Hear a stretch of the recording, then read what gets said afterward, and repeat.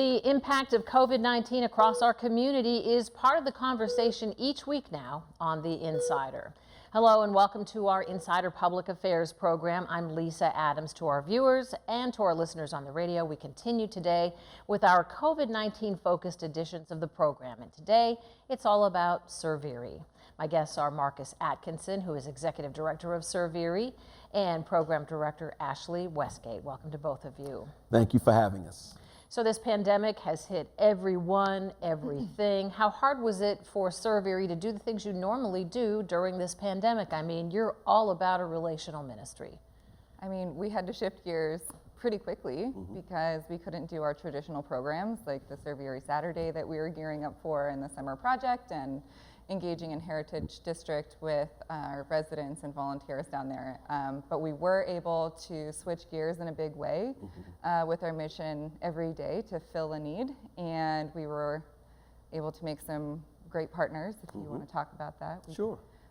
Partnered with the county and 211 and the United Way and engaged volunteers in a big way to agencies that need them, that we're still operating and providing life-sustaining services. It gave us an opportunity to work in connection with our mission as well. If you check our website, our mission says that we restore communities by connecting people in need to resources.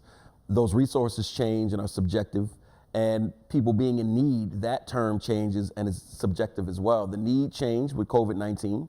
It changed everything in every way, and so it gave us an opportunity to just live out that same mission in a different way, as you've already seen us do for the multiple facets of ServErie that we've executed up to now. When you talk about those multiple facets, I know you have a fairly new logo, so let's take a look at that. And your tagline, serve, connect, equip, and renew. If people think ServErie is Grace Church, set them straight. It really isn't. It was born from Grace Church, and it is certainly something that is listed as a ministry of Grace Church, if you will. The most unique part about ServErie versus the other Grace Ministries is that it is separate. It's its own 501c3, and although there are certain resources and certain supports that we enjoy from Grace Church, we are autonomous.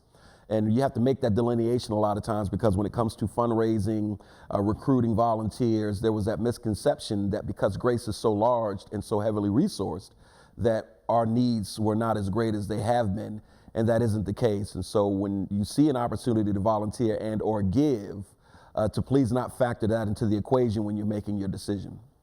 Ashley, you mentioned Heritage Park. I know that's something that you're working on or have a vision for at East 7th Street, what's been identified by really the police and your organization as one of the roughest corners in town. But you also were underway with a project, a resource center at 8th and Reed. So talk about how those had to be suspended along with some fundraisers during this time. Yeah, definitely. I mean, our major fundraisers for right now, we had to put on pause, no different than any of the other nonprofit organizations. But ServErie focuses on one area called Heritage District, 6th Street to 12th Street, Holland to Wayne. And inside of that area, we developed a park that we call Heritage Park. And we also started working on building a training center and a resource center that the residents nearby could go and use. And while a lot of those events were put on pause in a big way in terms of unleashing a lot of volunteers down on that area, we were able to adapt once we were in yellow phase and send volunteers out there to just engage in a very grassroots kind of way. And so from simple things like helping people mow their lawns to planting plants in the garden for the vegetable garden bed for the residents to use. I mean, we were able to hit the reset button a little bit and engage relationally one-on-one to develop those. Yeah, we have a couple pictures. I mean, you talk about pivoting and what you could focus on during the pandemic.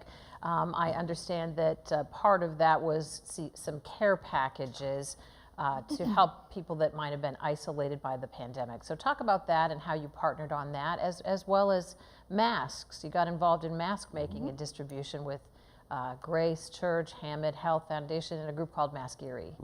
I'll start with the masks, and I'll let Ashley touch on the care packages. You know, these are opportunities that you want to really give a shout out to your partners, because where ServErie is concerned, the thing that makes us very unique is that we have always been this collective energy from the community. We always tell people when they ask, how can they join ServErie? By volunteering. You are ServErie, and that isn't just some tagline. And so when it comes to the efforts that we've been involved ourselves in during this COVID-19 pandemic, partners like Mask Erie have been key because, people like Bridget Faust. Bridget already had an effort going, and oftentimes that's what it takes. Just connect to people that are already having a heart for what's going on. They have some sort of mechanism in place that allowed us to just kind of connect it to the partnership with the county. Grace Church got involved as well, and suddenly hundreds upon hundreds of masks were being made and distributed throughout Erie. And to touch on our volunteers and how we really shifted when COVID-19 hit, we wanted to engage those volunteers that were still willing to go out in a really scary time. And those willing hearts were able to get connected to agencies that were still functioning, that didn't have some of their staff and their resources, that also had to go home to stay safe. But there were some volunteers that still wanted to get engaged, but didn't want to come outside of their house for safety reasons. And we said, well, we have people that still need engaged, and people like that, they started to work on care packages and to provide folks in the community with resources that they couldn't otherwise access or afford during this time. So some of that was food or care packages for the homeless and marginalized populations. And so we were able to shift our needs to connect some of those resources to the people that needed it. So would you describe it as a heartening or a disheartening time for ServErie? I mean, certainly you couldn't do everything that you already do, but you were also meeting needs left and right. It's always heartening because whenever you get an opportunity to connect with people that have a heart for community, it's encouraging, and it kind of fuels us, and it fills our gas tanks up personally and as an organization. The lie that we've gone after from the organization's inception is that everyday people don't care, and that isn't true. You have to build a mechanism that allows for people to express themselves in a physical way, in an economic way, and it makes it easier for people to do that. People are busy. But so it's always heartening because new local heroes have emerged through COVID-19, and we've had the privilege of working with some of those local heroes.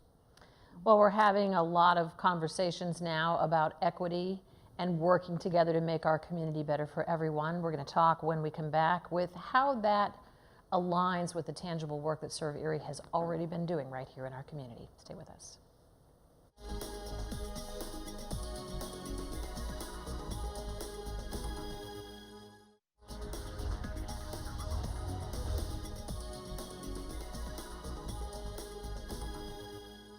Welcome back to The Insider. I'm Lisa Adams. If you're watching us on TV or listening on the radio, we're glad to have you here. We are talking about ServErie and how it pivoted during the pandemic and how it's moving ahead in green. Again, my guest, Marcus Atkinson, Executive Director of ServErie, and Program Director Ashley Westgate. So let's just talk about the mission of ServErie. Marcus, before you came in, I asked you a question that intrigued you, I guess, and it was really kind of defining what ServErie is for people if they don't understand. It's faith-based, it's a nonprofit. I mean, what role do you see it playing now in this cultural moment for our city? Wow, even still, that was a very good question. I think that what ServErie is, and what it's actually becoming more of, is it's an opportunity for us to put our humanity on full display. I think that so many times we want to give, we want to connect, we want to learn more, we want to be of service, and so often, be it because of our personal backgrounds, some of the leanings that we've been raised with politically or spiritually, whatever the situation is, we don't make that leap. And ServErie has been somewhat of a conduit for people to connect to needs that they have read about and they've seen on television and never interfaced with. They've connected with people that they've heard about and they've talked about and never really interfaced with. And so in that way, I think it's played that role of building a bridge between multiple worlds so that we can begin to see the humanity in each other despite our personal circumstances. Yeah, talk about some of the tangible ways that you've been doing things, meeting needs around the whole issue of equity when it comes to improving housing. I mean, I know you're involved in community gardens, you've had this diaper distribution, we've learned how expensive diapers are and how hard that is for some families. So when people say we need to do something, do you kind of feel like, why reinvent the wheel? We're already working on these tasks. I feel like a lot of our mission is to bring a lot of those resources that are already accessible in other areas in the city of Erie to an area that didn't have access to those resources before. So that's been just a conduit of opportunity to bring things like diapers or park spaces that people can just simply enjoy where they live. But I do also want to talk about just in terms of working on equity. I know that we do a lot of work that's just relational, just seeing people, listening to where they're at, what are their struggles that they go through. I mean, listening is a huge component into just understanding the environment that we're working in, and people are a part of that. I mean, real families, real people that, yes, they have struggles, but they also have joy in their lives too. And so that all goes together, and a lot of the work that we do is spending time with those people. Absolutely. We're talking about equity and fairness. I quoted our mission earlier, and if you go to our vision statement, and identified resource for every need, and I would argue that nationally, that's what people are saying. They're looking at under-resourced demographics, under-resourced areas, under-resourced people ethnically, and saying, why don't they have the same resources or access to the same resources as everyone else? Let's level that out. People want to see an identified resource for every need in this country. And so ServErie's mission and vision is the mission and vision that the country, I believe, is now drilling down on trying to adopt. And it has been accentuated in everything we've done since our inception. Talk about the riot downtown. I mean, I've been in this news business for a long time. I haven't seen something like that in my city before. So talk about whether the riot and then some of the subsequent demonstrations that have been peaceful, did that move us forward or backward? And I think we think of this as a black-white issue, but we have so many people of color, so many immigrant people, I'm sure, in the footprint where you're working. How do they factor into all these questions about equity? Interesting question. First, let me say that it is the opinion of ServErie that violence is never the answer. And at the same time, we think about Dr. King's statement, a riot is the voice of the unheard. What Ashley said a second ago, that listening is key, I think in so many different areas, on so many very touchy but important topics, we have made a habit of shutting each other out, burying our heads in the sand, or choosing ignorance over being informed with some of these issues. And I think what happens is when that builds up over time, not just for one particular demographic, but for people who just embrace justice, when that builds up over time, you see some of what you've seen in the last few weeks, be it rioting, demonstrations, what have you. I think now more than ever, we need to engage in it, not just a listening tour, but we need to act on the things that we hear that resonate. And that hasn't always happened. Rarely has that happened, dare I say, in a lot of the key areas. So did it move us backwards or forwards? I think it got our attention. And anything that gets our attention tends to move us forward, because the biggest barrier to overcome is apathy. If you don't address certain things, people will refuse to acknowledge that it exists. And when that goes on for too long, it brings up the physical manifestations of angst and anxiety and anger and frustration. And across the country and here, that's what you've seen. And so now, because people are listening, whatever they got their attention, was it the riots? Was it the demonstrations? Whatever got your attention, you're listening now. And I think now is the time that we can have genuine change because people are listening. It sure did get our attention. Ashley, you mentioned the area that you serve. We have a little graphic that can show that. I mean, 365 days a year, you're serving this footprint from East 6 to East 12th, Holland to Wayne Street. Why this neighborhood, and will you keep the focus there in light of everything that's going on? Is this the place? Yes, definitely. So that's the area that we refer to as Heritage District. We chose that place because it was surrounded by, literally, geographically, neighborhood organizations up to the certain streets of 6th Street, 12th Street, and on the west and the east sides from Holland to Wayne. And this is one of the areas that just didn't have a representative neighborhood organization. And so ServErie, it's our mission to just fill in a need where there is a need. And Heritage District was one such places. And we will be there until we're no longer needed. So yes, we're in it for the duration. Still so much more to talk about when we come back. We're going to circle back to that whole summer project question, how it will look different and whether people can still get involved. Stay with us.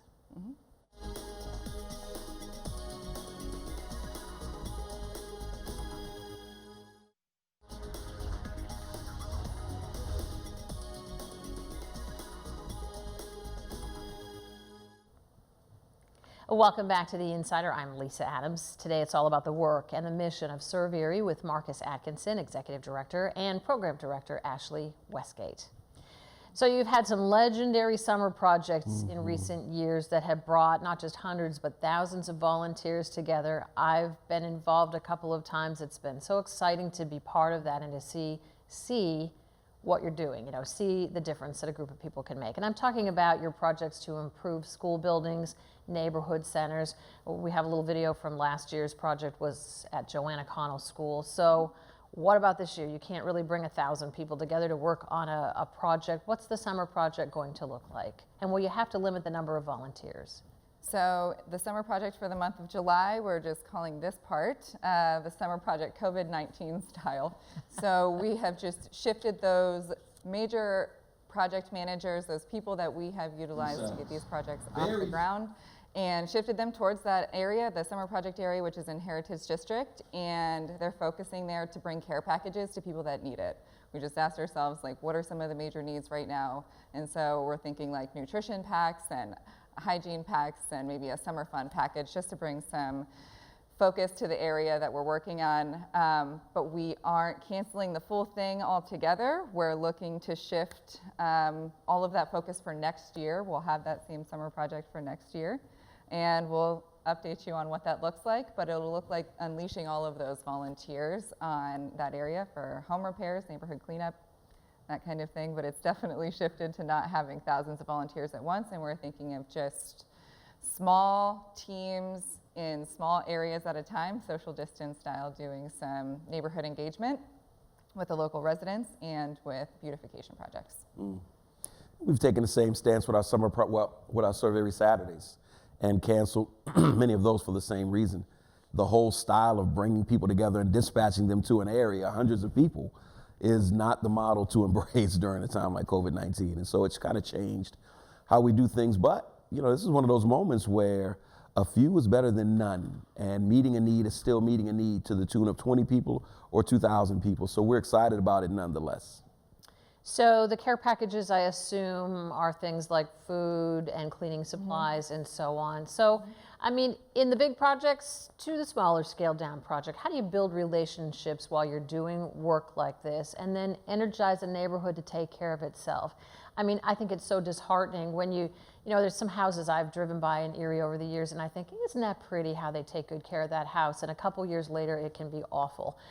It just depends on whether somebody's putting the time and the effort into helping to keep up their own neighborhood. So how do you build those relationships and keep what you start going among the people who really live there?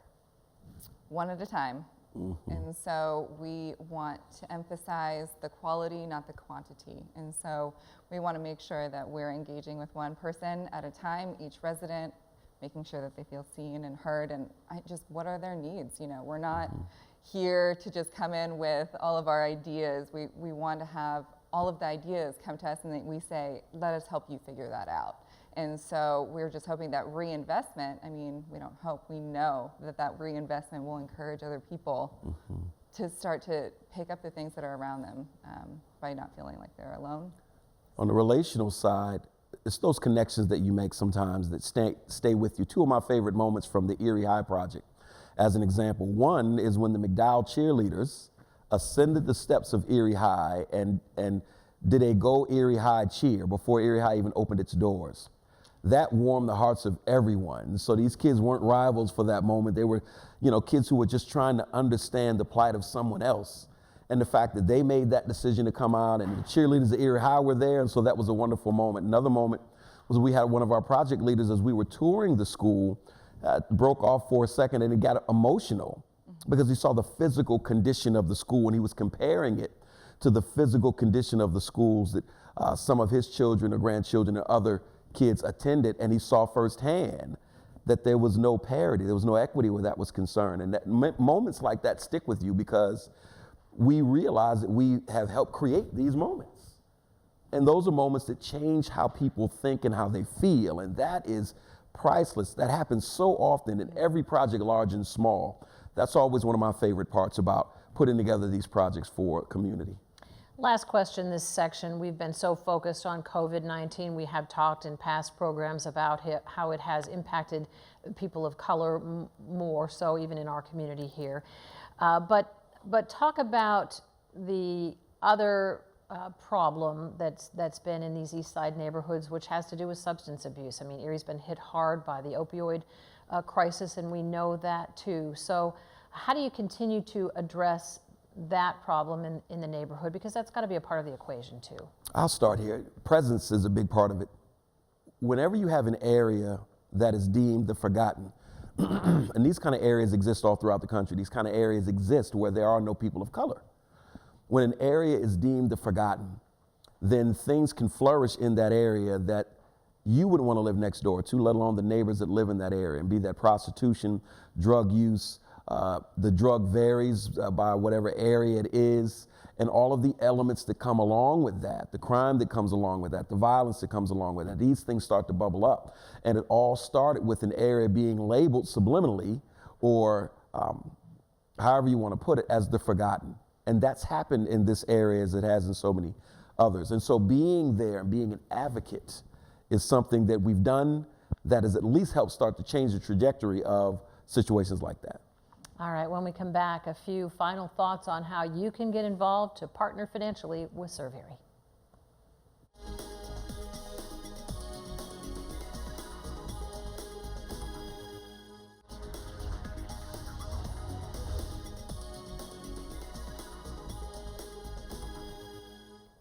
We're back with Marcus Atkinson and Ashley Westgate from ServErie. So if people are listening to this and they want to partner, they want to help, is it finances that you need most right now? How can people get involved? Yes, I think finances are the biggest area that we need help. I mean, we weren't able to hold our major fundraiser this year, and we want to help in the community as much as we can, but we need funds to do that. And so if you're able to financially give, we please encourage that. If you are not able to financially give, please feel free to contact us, and we would love to engage you with volunteering. And Marcus, people certainly can go to your website and they can learn about what you're doing and how they can get involved. Do you need people power as well? Always. ServErie.com kind of tells you who we are, what we've done, what we're doing. If you go to our Facebook page, you learn more. You learn more in real time. And so if you go to those two things and just kind of see what's going on, you can find the best way for you to fit in. And just to dovetail on what Ashley said, finances always an issue. A lot of the funds that we received are restricted funds earmarked for specific things. And by law, we have to use those kind of funds for that specific thing. And certainly there's some other things that are non-restricted that we have need of. So that's always a need of ours. And if people don't have much to give and they can't serve physically, what about praying for ServErie?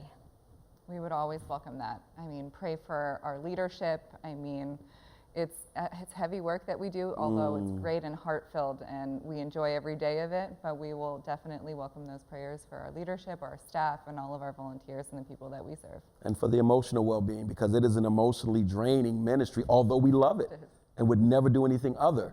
But it's emotionally draining. So pray for that as well.